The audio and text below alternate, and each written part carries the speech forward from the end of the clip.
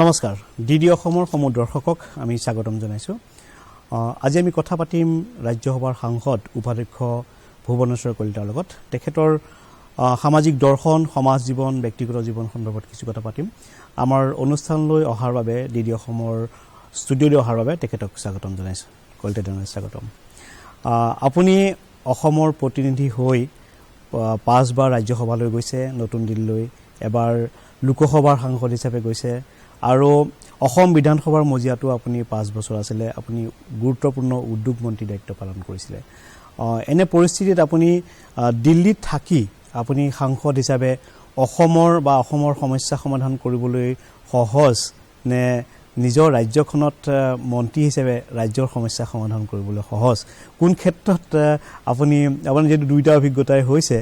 কোন ক্ষেত্ৰত আপুনি ৰাজ্যখনৰ সমস্যা সমাধান কৰিবলৈ ভাল বুলি ভাবে দুইটা সংসদে হওক বা আমাৰ বিধানসভাই হওক দুইটাই অত্যন্ত ৰাজ্যৰ সমস্যা সমাধানৰ অতি গুৰুত্বপূৰ্ণ অনুষ্ঠান বিধানসভাত যিবোৰ সমস্যা আহে সেইবোৰ একেবাৰে তৃণমূলৰ নিম্ন পৰ্যায়ৰ আৰু প্ৰাৰম্ভিক পৰ্যায়ৰ এইবোৰ সমস্যা আৰু এইবোৰে হৈছে আমাৰ ভেটি বা বেসিক সমস্যা বুলি যেটো কয় হেতু আমাৰ বিধানসভাই আসলতে হেবোৰৰ বিষয়ে আলোচনা কৰে আৰু হেবোৰৰ উপায় সমাধানৰ উপায় উলিয়াব পাৰে সংসদত সদায় আমাৰ বৃহৎ পৰিসৰৰ সমস্যাবিলাকৰ কথা আহে দেশৰ সম্পূৰ্ণ বৃহৎ যিবোৰ সমস্যা আছে মানুহৰ দৈনন্দিন সমস্যাৰ কথা তাত আলোচনা নহয় বিধানসভাত যেনেকৈ হয় যে যিবোৰ ৰাষ্ট্ৰীয় নিৰাপত্তাৰ সন্মুখীন হয় সংসদত ৰাষ্ট্ৰীয় সমস্যাবিলাক বা ৰাষ্ট্ৰীয় উন্নতি আৰু ৰাষ্ট্ৰীয় অন্যান্য দেশৰ তুলনাত আৰু অন্যান্য দেশৰ লগত সমান্তৰালভাৱে দেশখনক কি ধৰণে অগ্ৰগতিৰ ক্ষেত্ৰত আগুৱাই লৈ যাব পৰা যায় দেশৰ অৰ্থনীতি কেনেকৈ সবল কৰিব পৰা যায় দেশৰ ন্যায় নীতি কেনেকৈ সবল কৰিব পৰা যায় আৰু দেশৰ সৰ্বসাধাৰণ ৰাইজক যিবোৰ নীতিৰ যোগেৰে যিবোৰ পলিচিৰ যোগেৰে যিবোৰ সহায় সাহায্য আৰু আঁচনি লোৱা হয় তাৰ দ্বাৰা আমাৰ যিবোৰ বৃহৎ সমস্যা আছে দেশৰ ৰাষ্ট্ৰীয় সমস্যা সেইবিলাকৰ সমাধানৰ ক্ষেত্ৰত আমাৰ সংসদে এটা বিশেষ ভূমিকা পালন কৰি আহিছে আৰু পালন কৰি যাব বহুত ধন্যবাদ কলিতা ডাঙৰীয়া মই আপোনাক এই কথাটো সুধাৰ কথা এইটোই হল যে ডিডি অসমত যিসকল দৰ্শকে আমাক আজি অনুষ্ঠানটো চাই আছে তাৰ ভিতৰত আমাৰ নতুন প্ৰজন্মৰ বহুত যুৱক যুৱতী আছে যে তেখেতসকলে জানিব বিচাৰিব আপোনাৰ পৰা যে সাংসদ হিচাপে আপুনি ৰাজ্যসভাত 5 বছৰ আৰু লোকসভাত আপুনি সাংসদ হিচাপে ৰাজ্যসভাত 5 বাৰ আৰু লোকসভালৈ আপুনি এবাৰ অৰ্থাৎ 5 বছৰ পাইছে যে ৰাজ্যসভা আৰু লোকসভাৰ গুৰুত্ব যে যিখন বিল বা বিধেয়ক লোকসভাত গৃহীত হয় সেইখন ৰাজ্যসভাতো গৃহীত হ'ব লাগে অকল বিধেয়কখন গৃহীত হোৱাটোৱে কাম নে অন্যান্য ধৰণৰ কামো ৰাজ্যসভাত থাকে আপুনি যেহেতু উপাধ্যক্ষ আপুনি খুব ধুনীয়াকৈ বিশ্লেষণ কৰিব পাৰিব হয় ৰাজ্যসভা এখন এনে সদন য'ত আমাৰ দেশৰ সকলোবোৰ সমস্যা তাত উত্থাপন কৰিব পৰা হয় প্ৰশ্নকালত তাৰপিছত 0 আৱাৰত স্পেচিয়েল মেনশ্যন অৰ্থাৎ বিল পাছ কৰাৰ উপৰিও এইবোৰ সুবিধা আছে যিবোৰৰ সুবিধাৰ যোগেৰে সদস্যসকলে নিজ নিজ এলেকাৰ বা নিজ নিজ ৰাজ্যৰ সমস্যা দাঙি ধৰিব পাৰে আৰু যেহেতু ৰাজ্যসভাখন ৰাজ্যবিলাকৰ সদন অৰ্থাৎ ৰাজ্যৰ পৰা তাত প্ৰতিনিধি যায় আৰু ৰাজ্যখনৰ সমস্যা তাত দাঙি ধৰিব পাৰে গতিকে সদস্যসকলে বিভিন্ন নিয়মৰ যোগেৰে সকলোবোৰ সমস্যা দাঙি ধৰিব পাৰে আৰু তাৰ এই প্ৰশ্নকালত হওক বা স্পেচিয়েল মেনশ্যনে হওক বা শৰ্ট নটিচ কুৱেশ্যনে হওক বা এডজৰ্ণমেণ্ট মোচন আনি পেলাই হওক বা শৰ্ট ডিউৰেশ্যন ডিছকাশ্যন আনি পেলাই হওক অৰ্থাৎ যিবোৰ ৰাজ্যৰ সমস্যা বা ৰাষ্ট্ৰীয় সমস্যা সেইবোৰ বিভিন্ন যে শিতান আছে সেই শিতানৰ যোগেৰে ৰাজ্যসভাৰ সংসদত আলোচনা কৰিব পাৰে আৰু তাৰ মন্ত্ৰীৰ পৰা তাৰ উত্তৰ ল'ব পাৰে সমাধানৰ উপায় ল'ব পাৰে আৰু আটাইতকৈ গুৰুত্বপূৰ্ণ হৈছে যে ৰাজ্যসভাই যদি কোনো বিল পাছ নকৰে তে সেই বিলখন পাছ হ'ব নোৱাৰে মাত্ৰ বিত্তীয় বিলৰ বাহিৰে যেনে যিখন বিত্তীয় বিল সেইখন কিন্তু যদি ৰাজ্যসভাই পাছ নকৰি পেলাই ঘূৰাইও পঠিয়াই বা সেইখন যদি অস্বীকাৰো কৰে তথাপি আকৌ লোকসভাই সেইখন পাছ কৰি পেলাই পাৰিত কৰি ৰাষ্ট্ৰপতিৰ অনুমোদন ল'ব পাৰে আপুনি বিত্তীয় বিল মানে আপুনি বাজেটৰ কথা নিশ্চয় কৈছে বাজেট আৰু বাজেটৰ উপৰি যিখন আমাৰ ফাইনেন্স বিল বুলি কয় অৰ্থাৎ বাজেটত দাঙি ধৰা হয় আমাৰ বাজেটৰ বিভিন্ন শিতানত বিভিন্ন ব্যয় সম্পৰ্কে আৰু বিভিন্ন যি ৰিচোৰ্চ সম্পৰ্কে কেনেকৈ ধৰণে ব্যয় কৰিব বিভিন্ন মন্ত্ৰালয়ত কি ধৰণে ব্যয় কৰিব বাজেটত এইবোৰ থাকে কিন্তু ফাইনেন্স বিলখন বা বিত্তীয় যিখন আমাৰ বিধেয়ক সেই বিত্তীয় বিধেয়কখনে এই গোটেই অথৰিটিটো চৰকাৰক দিয়ে আৰু গতিকে সেইখন মাত্ৰ যদি ৰাজ্যসভাই যদি পাৰিত নকৰেও তেতিয়া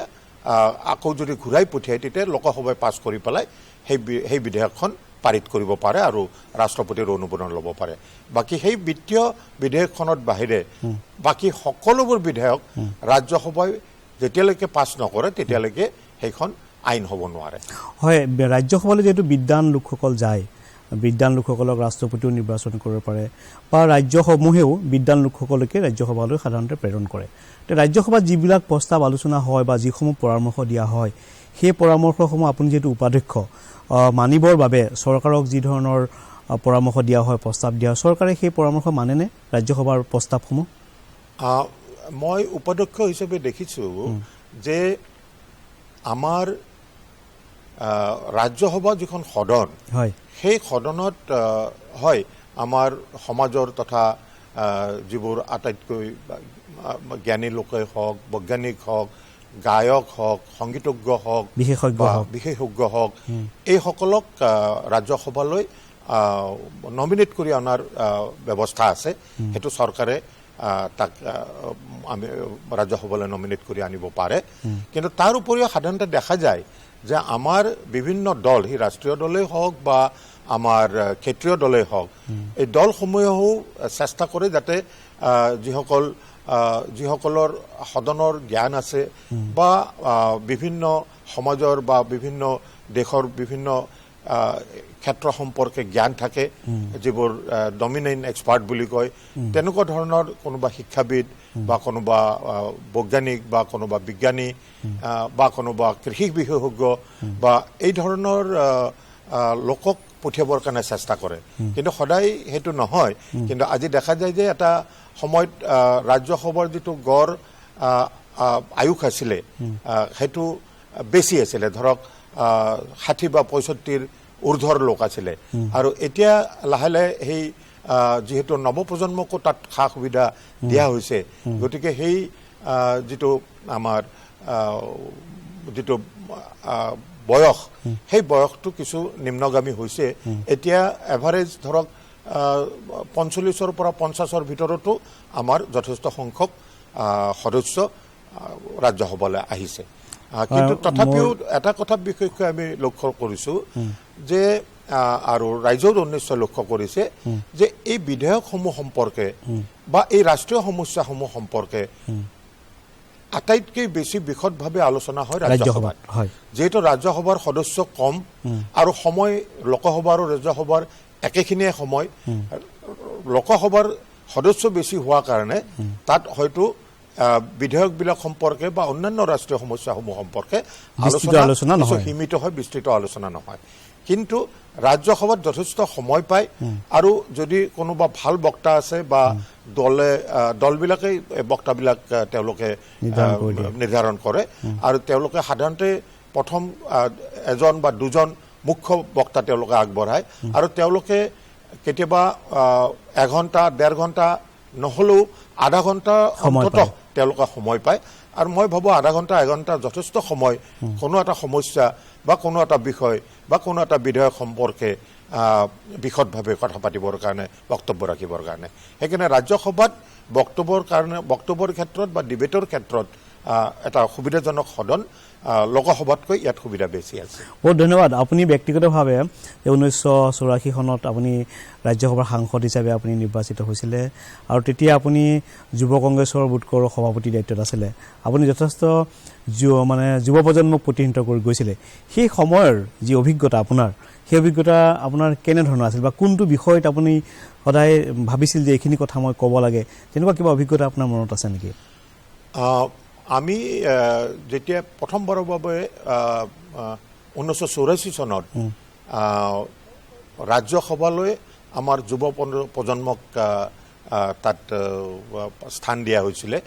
আমি একেলগে যুৱ প্ৰজন্মৰ প্ৰায় 12জন আমি সদস্য একেবাৰতে আমি বিভিন্ন ৰাজ্যৰ পৰা আমি নিৰ্বাচিত হৈছিলোঁ। আৰু মোৰ কাৰণেতো এইটো প্ৰথম অভিজ্ঞতা আছিল, কাৰণ ইয়াৰ আগে মই কোনো অন্য সদনৰ সদস্য নাছিলোঁ। গতিকে আমি প্ৰায় আটাইবিলাকৰে এইটো প্ৰথম সুবিধা আছিলে আৰু প্ৰথম আমাৰ পদাৰ্পণ আছিলে ৰাজ্যসভাত। গতিকে আমাৰ কাৰণে সেইখিনি সময় বৰ প্ৰত্যাহ্বানমূলক আছিলে। আৰু আমাৰ দলপতিয়ে উপদেশ দিছিল যে তোমালোকে প্ৰথমতে যিবোৰ বক্তব্য এতিয়াই নাৰাখিবা, তোমালোকে শুনা। প্ৰথমতে এবছৰ তোমালোকে শুনিবা আৰু বিভিন্ন আমাৰ সংসদৰ সদস্য আছে, জ্যেষ্ঠ সংসদ সদস্য আছে, যিসকলৰ বিভিন্ন বিষয়ত তেওঁলোকৰ বিশেষজ্ঞতা আছে আৰু তেওঁলোকে ডমেইন এক্সপাৰ্ট বুলিও ক'ব পাৰি। তেওঁলোকৰ ভাষণবিলাক তোমালোকে প্ৰথমে শুনিবা, তাৰপিছতে তোমালোকে কোৱা আৰম্ভ কৰিবা। যদিওবা আমি সেই উপদেশ সম্পূৰ্ণভাৱে আমি পালন কৰিব পৰা নাছিলোঁ, কাৰণ এনেকুৱা বিষয় সময়ে সময়ে আহে আমাৰ বক্তব্য আমি ৰাখিবৰ কাৰণে যথেষ্ট আমি চেষ্টা কৰোঁ আৰু কেতিয়াবা সুবিধাও পাইছিলোঁ। মই যিহেতু এখন এনে ৰাজ্যক মই প্ৰতিনিধিত্ব কৰিছোঁ যিখন ৰাজ্য প্ৰাকৃতিক সম্পদৰ কাৰণে আমি বিখ্যাত, আৰু এই প্ৰাকৃতিক সম্পদক যদি আমি সময়মতে সঠিকভাৱে ব্যৱহাৰ কৰিব পাৰোঁ, তেতিয়াহ'লে ৰাজ্যখনক আমি উন্নতিৰ পথত, অগ্ৰগতিৰ পথত আগুৱাই লৈ যাব পাৰিম। এইকাৰণে মই প্ৰথমবাৰ মই নিৰ্বাচিত হৈয়ে মই স্থায়ী সমিতি বাছি লৈছিলোঁ আমাৰ পেট্ৰলিয়াম আৰু নেচাৰেল গেছ, এই মন্ত্ৰালয়টো মই বাছি লৈছিলোঁ। আৰু এই পেট্ৰলিয়াম আৰু নেচাৰেল গেছ আমাৰ অসমৰ প্ৰাকৃতিক সম্পদ। আৰু সেই সময়ত আমাৰ যি ৰেল সংযোগ, এই ৰেল সংযোগ পৰ্যাপ্ত নাছিলে, আৰু তেতিয়া সেই সময়তো ৰাজধানী এক্সপ্ৰেছ পৰ্যন্ত অসমৰ পৰা নাছিলে। আৰু সেইকাৰণে মই এই ৰেল বিভাগ আৰু যিটো আমাৰ প্ৰাকৃতিক সম্পদ বা আমাৰ পেট্ৰলিয়াম আৰু নেচাৰেল গেছ, এই মন্ত্ৰালয় দুটা মই বাছি লৈছিলোঁ। আৰু বেছিভাগ বক্তব্য মই এই দুটাৰ পৰাই মই ৰাখিছিলোঁ। মই এটা কথা উল্লেখ কৰিব খুজিছোঁ যে সেই সময়ত আমাৰ অইল ইণ্ডিয়াই যিটো এতিয়া বৰ্তমান আমাৰ বাঘজনৰ সমস্যা হৈ আছে, এই সমস্যাটো তেতিয়াও আছিলে। আমাৰ বেছিভাগ প্ৰাকৃতিক গেছ আমাৰ জ্বলাই দিয়া হৈছিলে, আৰু সেই অৱধাৰিতভাৱে প্ৰতিদিনে এই গেছবোৰ জ্বলাই দিয়া হৈছিলে। মই এই বিষয়টো প্ৰথমতে উত্থাপন কৰিছিলোঁ সংসদত, আৰু যথেষ্ট সঁহাৰি পাইছিলোঁ। আৰু পৰৱৰ্তী সময়ত এই যিটো গেছ নিৰ্গমন আৰু তাৰ যি জ্বলাই দিয়াৰ যিটো ব্যৱস্থা, সেই ব্যৱস্থাৰ ক্ষেত্ৰত যথেষ্ট পিছত শুধৰণি আহিছিল, কিন্তু সম্পূৰ্ণভাৱে ইয়াৰ সমাধান এতিয়াও হোৱা নাই। আমি বাঘজানত দেখিছোঁ যে সমস্যা এতিয়াও আছে। গতিকে এইটো মোৰ এটা বিষয় আছিলে। আৰু তাৰোপৰি আমাৰ যিবোৰ পেট্ৰলিয়াম বা আমাৰ গেছৰ যিবোৰ পথাৰ আছিলে, সেইবোৰত আমাৰ পৰ্যাপ্ত পৰিমাণে তাৰ পৰা আমাৰ খাৰুৱা তেল আমাৰ আহৰণ কৰা হোৱা নাছিলে। গতিকে এই বিষয়টো মই বিশেষভাৱে মই দাঙি ধৰিছিলোঁ। আৰু দাঙি ধৰিছিলোঁ মোৰ এটা ৰেলৰ সমস্যা, ৰাজধানী এক্সপ্ৰেছ দিব লাগে, ৰেলৰ সম্প্ৰসাৰণ হ'ব লাগে। তেতিয়া অসমত ব্ৰডগজ ৰেল নাছিল, গতিকে ব্ৰডগজ ৰেল আনিব লাগে, সম্প্ৰসাৰণ কৰিব লাগে। তাৰপিছত আপুনি লোকসভালৈ যেতিয়া গ'ল, সেই সময়ত যদি আপুনি ইচ্ছা কৰিলে হয় আপুনি কেন্দ্ৰীয় মন্ত্ৰী হ'লহেঁতেন আপোনাক তেনেকুৱা ধৰণৰ প্ৰস্তাৱ আপোনালৈ আহিছিলে আমি যিটো জানো নহয় জানো সব কেন্দ্ৰীয় মন্ত্ৰীৰ ক্ষেত্ৰত বহু হিচাপ নিকাচ থাকে তাতে আৰু বিভিন্ন ধৰণে এই বস্তুবিলাক পৰীক্ষা নিৰীক্ষা কৰে আৰু গতিকে কেন্দ্ৰীয় মন্ত্ৰীমণ্ডলৰ সদস্য পদৰ বাছনিত অহাটো বহু সময়ত ভাগ্যৰ ভিতৰতো আপুনি নোলোৱাৰ কাৰণে বোধ কৰোঁ পৱন সিং ঘাটৰে পালে সেই সময়ত নাই ঠিক তেনেকুৱা নহয় তেখেতো এজন উপযুক্ত লোক আৰু তেখেত এজন বিজ্ঞ ব্যক্তি শ্ৰমিক নেতা আছিলে বিজ্ঞ ব্যক্তি গতিকে তেখেত উপযুক্ত আছিলে কিন্তু যিহেতু সেই সময়ত 1991 চনত তেতিয়া মই ৰাজ্যসভাত আছিলোঁ আৰু সেই সময়ত যেতিয়া মন্ত্ৰীমণ্ডল গঠনৰ কথা আহিছিলে মোৰ কথাটো উল্লেখ হৈছিলে কিন্তু মই সেই সময়ত বিভিন্ন কাৰণত সেই সময়ত আমি বাছনি নহ'ল আৰু গতিকে তাৰ কাৰণে মোৰ কোনো আক্ষেপ নাই বিষাদগাৰ নাই কাৰণ কিয় মই মন্ত্ৰী নোহোৱাকৈও মই যিখিনি ৰাইজৰ সেৱা কৰিব পাৰিছোঁ সি সমষ্টিৰে হওক বা ৰাজ্যখনৰে হওক যিখিনি মই সেৱা কৰিব পাৰিছোঁ আৰু বিশেষকৈ কেন্দ্ৰীয় চৰকাৰৰ পৰা যিবোৰ প্ৰকল্প মই আনিব পাৰিছোঁ মই যথেষ্ট পৰিমাণে সম্পূৰ্ণ নহ'লেও যথেষ্ট পৰিমাণে মই সন্তুষ্ট বিশেষকৈ সেই সময়ত এটা আপোনাসকলে জানে এটা আন্দোলন হৈছিলে ৰঙিয়াত ৰেল ডিভিজন স্থাপন কৰাৰ এটা আন্দোলন সুদীৰ্ঘ আন্দোলন যি আন্দোলনৰ নেতৃত্ব দিছিল আমাৰ প্ৰয়াত মুখ্যমন্ত্ৰী শৰৎ সিংহ ডাঙৰীয়াই তেখেত সভাপতি আছিলে এইটো দাবী সমিতিৰ আৰু নিবাৰণ বৰা ডাঙৰীয়া প্ৰয়াত তেখেত সাধাৰণ সম্পাদক আছিল তেখেতৰ নেতৃত্বত এইটো এটা বৃহৎ আন্দোলন অসমত হৈছিলে ৰেল ডিভিজন স্থাপনৰ কাৰণে আমি ছাত্ৰ হিচাপে সেই সময়ত এই আন্দোলনত যোগদান কৰিছিলোঁ আৰু আনকি ৰেল ৰকো মানে ৰেল ৰখোৱা ৰেল বন্ধ কৰা ৰেল লাইনত শুই ৰেল বন্ধ কৰা এইবোৰ পৰ্যায়ত আমি এই আন্দোলনত আমি জড়িত হৈ আছিলোঁ আৰু তাৰ উপৰি যেতিয়া মই সংসদলৈ গ'লোঁ গতিকে এইটো এটা মোৰ কাৰণে এটা বিশেষ বিষয় আছিল অন্তৰৰ বিষয় আছিলে ৰঙিয়া ৰেল ডিভিজন স্থাপন কৰা আপুনি এইটো কৃতকাৰ্য হ'ল আৰু পৰিশেষত এইটো কৃতকাৰ্য হ'লো সেইবাৰ যিবাৰ অৱশ্যে আন্দোলন হৈছিলে সেইবাৰ অৱশ্যে ৰঙিয়াত ৰেল ডিভিজন নহ'ল আলিপুৰদুৱাৰত হ'ল কিন্তু আমাৰ ৰঙিয়াৰ ৰাইজ সমগ্ৰ অসমৰ ৰাইজে আন্দোলন পৰিহাৰ নকৰিলে আন্দোলন চলাই গ'ল আৰু তাৰ পৰিশেষত মই যেতিয়া অৱধাৰিতভাৱে লাগি আছিলোঁ আৰু তাৰপিছত যেতিয়া ৰঙিয়াৰ মই বিধায়ক হ'লোঁ মই বিধায়ক হোৱাৰ 2 বছৰৰ ভিতৰত আমি ৰেল ডিভিজন স্থাপন কৰিবৰ কাৰণে ৰেল বিভাগক আমি বাধ্য কৰাবৰ কাৰণে সমৰ্থ হৈছিলোঁ অসম চৰকাৰেও যথেষ্ট আৰু আমাৰ অন্যান্য সদস্যসকলেও যথেষ্ট সাংসদত ইয়াৰ ভূমিকা পালন কৰিছিল আৰু আমি পৰিশেষত আমি ৰঙিয়াত ৰেল ডিভিজন পালোঁ আৰু ৰঙিয়া এখন এতিয়া ৰেল নগৰী হিচাপে পৰিচিত হৈ আহিছে বহুত ভাল কথা এইটো এটা অসমৰ কাৰণে এটা ভাল খবৰ হয় কলিতা ডাঙৰীয়া আপুনি সুদীৰ্ঘ দিন ধৰি কংগ্ৰেছৰ ৰাজনীতিৰ লগত আপুনি জড়িত হৈ আছিলে ইউথ কংগ্ৰেছৰ পৰা আপুনি আৰম্ভ কৰি শেষত আপুনি মন্ত্ৰী হৈছিলে ৰাজ্যসভাৰ সাংসদ হৈছিলে লোকসভাৰ সাংসদ হৈছিলে কিন্তু এটা বিশেষ পৰিস্থিতিত আপুনি কংগ্ৰেছ দল ত্যাগ কৰি বিজেপি দলত বিজেপি দলৰ প্ৰতি আকৰ্ষিত হ'ল যোগদান কৰিলে আৰু বিজেপিৰ ৰাজ্যসভাৰ সাংসদ হিচাপে আপুনি নিৰ্বাচিত হ'ল ইয়াৰ অন্তৰালৰ কাৰণটো কি আপুনি ক'ব নেকি চাওক মোৰ কংগ্ৰেছ দলৰ পৰা পদত্যাগ কৰা বা ৰাজ্যসভাৰ পৰা পদত্যাগটো প্ৰায় আকস্মিক বুলিয়েই ক'ব পাৰে এইকাৰণে যে সেই সময়ত এটা বিষয় আহিছিল আৰু যিটো বিষয় মই সদায় সমৰ্থন জনাই আহিছিলোঁ সেইটো হৈছে যে গোটেই ভাৰতবৰ্ষত এখন পতাকা হ'ব লাগে এখন সংবিধান হ'ব লাগে আৰু সেই সময়ত এখন বিধেয়ক আহিছিল যে জম্মু কাশ্মীৰ সম্পৰ্কীয় বিধেয়ক যে জম্মু কাশ্মীৰক যেনেকৈ ভাৰতবৰ্ষৰ অন্যান্য ৰাজ্যৰ কাৰণে এখনেই পতাকা জম্মু কাশ্মীৰত 2খন কিয় পতাকা থাকিব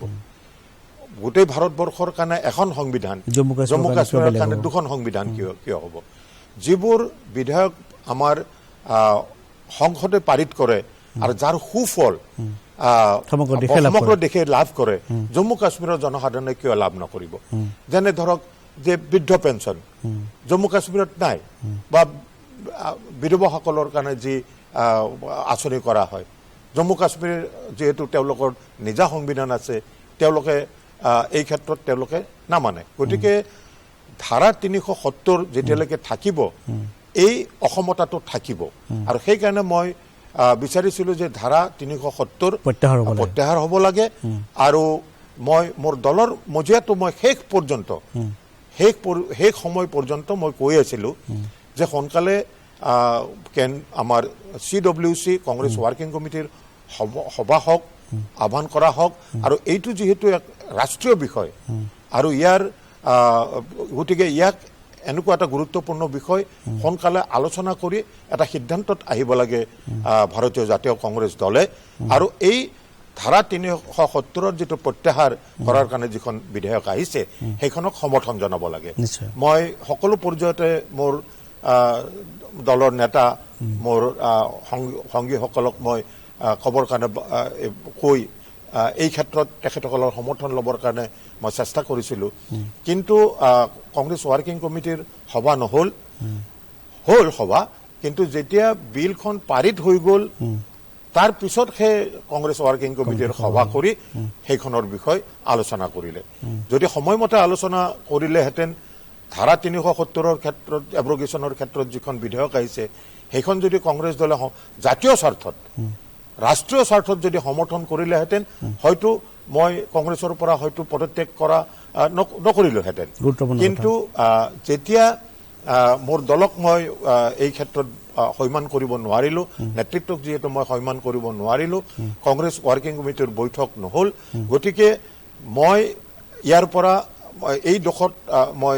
ইয়াৰ দোষাৰোপ মই নিজাববীয়াকৈ বা মোৰ কাৰণে মই ল'ব নোৱাৰোঁ ব্যক্তিগতভাৱে মই ল'ব নোৱাৰোঁ আৰু সেইকাৰণে মই ৰাজ্যসভাৰ পৰা পদত্যাগ কৰি মই এই ধাৰা ৩৭০ প্ৰত্যাহাৰ কৰাৰ যিখন বিধেয়ক মই ৰাজহুৱাভাৱে তাক সমৰ্থন জনাইছিলোঁ আৰু এইটোৱে মোৰ মূল কাৰণ অন্যান্য কাৰণ মই আৰু এটা প্ৰশ্ন আপোনাক সুধিব লাগিব যে অসমৰ এটা মূল সমস্যা হৈছে যে বিদেশী বিতৰণৰ সমস্যা আমাৰ সাংবিধানিক সুৰক্ষা লাগে এই কথাটো লৈ অসম চুক্তিৰ ৬ নং যি দফা সেই দফা কাৰ্যকৰী কৰিবৰ কাৰণে এখন বিশেষ সমিতিৰ প্ৰতিবেদন ইতিমধ্যে কেন্দ্ৰীয় চৰকাৰৰ ওচৰত জমা দিছে আপুনি নিজে বিশ্বাস কৰে নেকি যে ৬ নং দফা কাৰ্যকৰী হ'লে অসমৰ সমস্যাসমূহ সমাধান হ'ব চাওক অসমৰ যিটো বিদেশী বিতৰণৰ সমস্যা বা আমাৰ অনুপ্ৰৱেশকাৰীৰ সমস্যা সেই সমস্যাটো এটা সহজ সমস্যা নহয় কাৰণ আমি দেখিছোঁ যে আৰু এইটো আমাৰ ৰাজ্যখনৰ এটা বিশেষ সমস্যা কিন্তু এই সমস্যাবোৰ কিন্তু অনুপ্ৰৱেশকাৰীৰ সমস্যা কিন্তু আন্তঃৰাষ্ট্ৰীয় সমস্যা ৰাষ্ট্ৰীয় সমস্যা অন্যান্য ৰাজ্যতো এইবোৰ আছে পশ্চিমবংগত আছে পাঞ্জাৱত আছে সীমান্তত আছে কিন্তু অসমৰ ক্ষেত্ৰত আমি ইয়াৰ যদি যেটো ব্যাকগ্ৰাউন্ড আমি যদি চাবলৈ যাওঁ তেতিয়াহ'লে ই এটা অত্যন্ত জটিল সমস্যা আৰু এই জটিল সমস্যাটো সমাধান কৰিবৰ কাৰণে কেন্দ্ৰীয় চৰকাৰে তথা ৰাজ্য চৰকাৰে যথেষ্ট পদক্ষেপ ইতিমধ্যে লৈছে আৰু অসম চুক্তি স্বাক্ষৰ হৈছিল তাৰ ৰূপায়ণ হৈ আছে NRCৰ ৰাষ্ট্ৰীয় নাগৰিকপঞ্জীৰ কথা আহিছে তাৰ উন্নীতকৰণৰ কাম হৈ আছে ৬ নং দফা যেটো আমাৰ অসম চুক্তিত আছিলে হেতু কাৰ্যকৰীকৰণ কৰিলে আমাৰ এই ক্ষেত্ৰত এটা বৃহৎ পদক্ষেপ হ'ব পাৰে কিন্তু আমাৰ এই গোটেই সমস্যাটো যেহেতু জটিল সমস্যা এটো মই নাভাবো যে সম্পূৰ্ণভাৱে ইয়াৰ সমাধান হ'ব কাৰণ আমি দেখিছো আন্তঃৰাষ্ট্ৰীয় পৰ্যায়ত বিভিন্ন দেশত এই সমস্যা আছে আৰু সেই দেশসমূহতো তাৰ এই অনুপ্ৰৱেশৰ সমস্যা বা যি ৰিফিউজিৰ সমস্যা এতিয়াও তেওঁলোকে সম্পূৰ্ণভাৱে সমাধান কৰিব পৰা নাই অসমৰ ক্ষেত্ৰতো হয়তো সম্পূৰ্ণভাৱে সমাধান হ'বৰ কাৰণে সময় লাগিব কিন্তু যদি বহুলাংশত ধৰক ইয়াৰ যদি আমি ৭০% ৮০% ৯০%ও যদি আমি ইয়াৰ সমাধান আনিব পাৰো মই ভাবো অসমৰ ৰাইজ তথা অসমবাসী ৰাইজ নিশ্চিন্ত হ'ব আৰু নিশ্চিন্তভাৱে নিজৰ জীৱিকা নিৰ্বাহ কৰাৰ উপৰিও নিজত্ব প্ৰকাশ কৰি স্বকীয়তাৰে সমাজখনক লৈ যাব পাৰিব আৰু সামাজিক উন্নয়ন আনিব পাৰিব। বহুত ধন্যবাদ ভূমেশ্বৰ কলিতা ডাঙৰীয়া। আমি দ্বিতীয় অসমক আপুনি ইমানখিনি সময় দিলে। পুনৰ দিন আমি আপোনাৰ লগত আলোচনা কৰিম। বহু কথা আমাৰ পাতিবলৈ থাকি গ'ল, আপোনাৰ ব্যক্তিগত জীৱনৰ কিছু কথা পাতিবলৈ থাকি গ'ল, কিন্তু আজিলৈ আমি ইমানতে সামৰিব লাগিব। আৰু আপুনি আমাৰ ষ্টুডিঅ' মজিয়ালৈ অহাৰ বাবে আপোনাক ধন্যবাদ জনাইছোঁ। দ্বিতীয় অসমৰ সমূহ দৰ্শকক আমাৰ অনুষ্ঠান চোৱাৰ বাবে ধন্যবাদ জনাই আজি আমাৰ অনুষ্ঠান সামৰণি মাৰিছোঁ। ধন্যবাদ।